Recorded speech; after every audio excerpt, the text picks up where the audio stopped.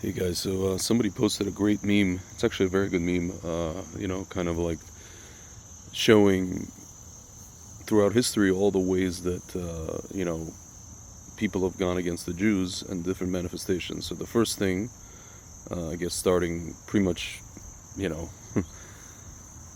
from what you would call biblical times until maybe the Middle Ages, or maybe even like until I want to say the even the 1700s was anti Judaism or anti-Torahism, right? People, particularly in Europe, went against Jews because of theological reasons, right? We killed this guy, and we're against, God hates us. We are doing all kinds of Talmudic rituals and all kinds of stuff, and they just started spreading all kinds of theological, blood libels against us, right? So then you fast forward to 1700s, all this, kind of like what I call civilized, emancipated era, right? So and then you had, so now you had like all these philosophers talking about different philosophies, and I guess the Christian world stopped doing this whole theological angle, right? Now they just went into, people call it anti-Semitic. I like to call it anti-Jew, not anti-Judaism, not anti-Torahism, but anti-Jew itself, right? Against the Jew itself, right? Because of culture, because the Jew was trying to assimilate, and they didn't, these people didn't want the Jew to be in their midst, and just cultural, right? Racist, more so, right? And then that kind of, and that obviously culminated in the Shoah, in the Holocaust, and after the Holocaust, we start with. It's interesting because we start mainly with anti-Israelism, right? Anti-Zionism, anti the Jews having their own country, because how dare the Jews have their own country? Even though when we were going against them in their own country, we were telling them to go to their country. But once they go to their country, we didn't even want them in their own country. And it's interesting, guys, because now you have the Arabs eventually took on the anti-Jew stuff, right? That Europe had, because Europe taught them that, right? So it's interesting, guys. This meme outlined the three historical stages of how people were against Jews. First, it was anti-theology. Then it was anti the Jew itself, physically, meaning anti the Jew being amongst them. And now it's anti the Jews having their own country. It's interesting, guys. When you go on social media, you'll see today. It's actually everything. Because you'll see people talking about the Talmud. Oh, look what the Talmud says, even though they're taking it out of context. They're bringing back all the stuff. The Jew is running, the banks. The Jew is, has a crazy undue influence over let's say, the American government, the lobby. Folks, it's everything. And then, of course, the Zionist occupier, they don't even belong in that land.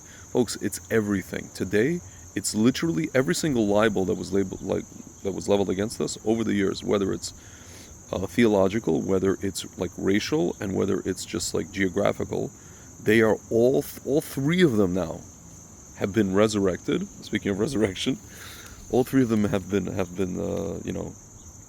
brought back, and now all they're doing is just remixing it. They're instead of saying, oh, whatever, take blood and put it in matzah. Now they're like, oh, you see, the Talmud says you can do this and this and this. Oh, you see that they're doing this and this and this with AIPAC. You see that they're this. They're settlers, violence. Even you had like the administration, Kamala Harris and Joe Biden. Oh, settler violence. Blah, blah, blah. Folks, all three were brought back, right?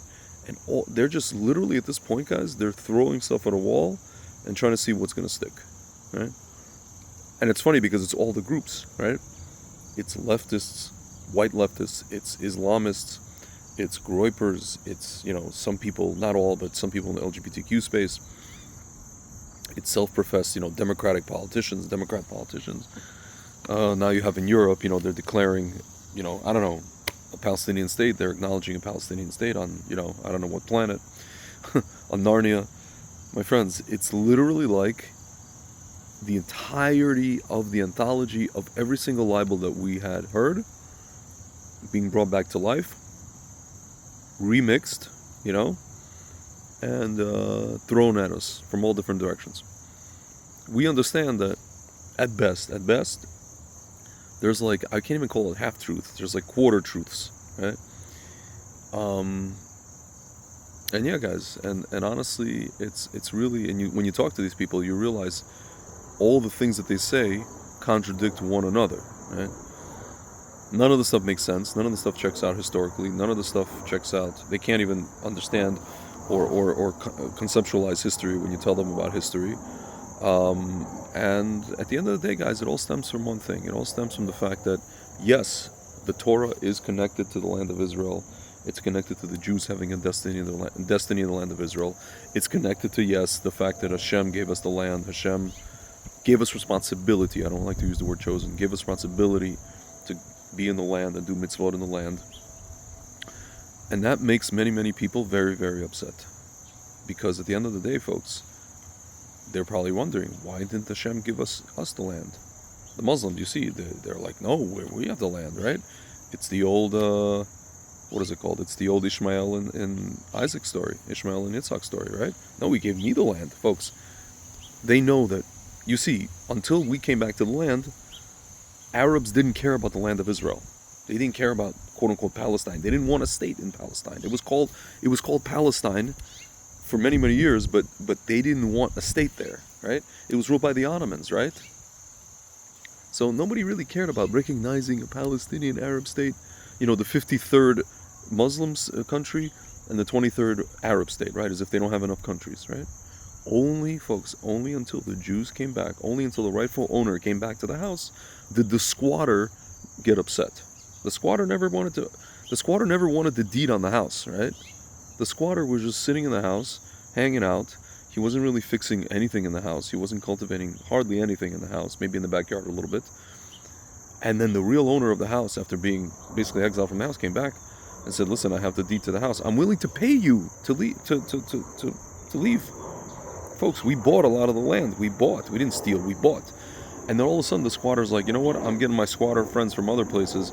I'm going to fight you. I'm going to whip out the knives and the guns and I'm going to fight you for this house that I never really took care of anyway. And I know it's not really mine. I'm going to fight you. Only because it's yours. And I know it's yours. But folks, this is what it comes down to. It comes down to Hashem gave us the Torah. Hashem gave us the land of Israel. The nations of the world know that. The ones who know that and are coming in good faith, they know that and they support us. And the ones that are not, the ones that are spreading all these libels, they also know that. And it's making them very, very upset. And honestly, guys, we're getting closer and closer to the Geulah, and they can feel that this is slipping out of their hands. So they're just throwing this whole barrage of libel, whether it's quote-unquote theological, whether it's whatever, you know, whether it's racial, and whether it's geopolitical, geographical, right? Anything that could stick. But guess what, guys? Nothing is sticking. We see right through their stuff, their shtick.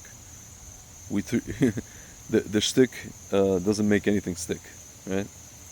So, Zat Hashem, we're gonna win. We're gonna win, and the truth is gonna win. The light's gonna come out. Darkness does not survive. All right, guys. Talk to you soon.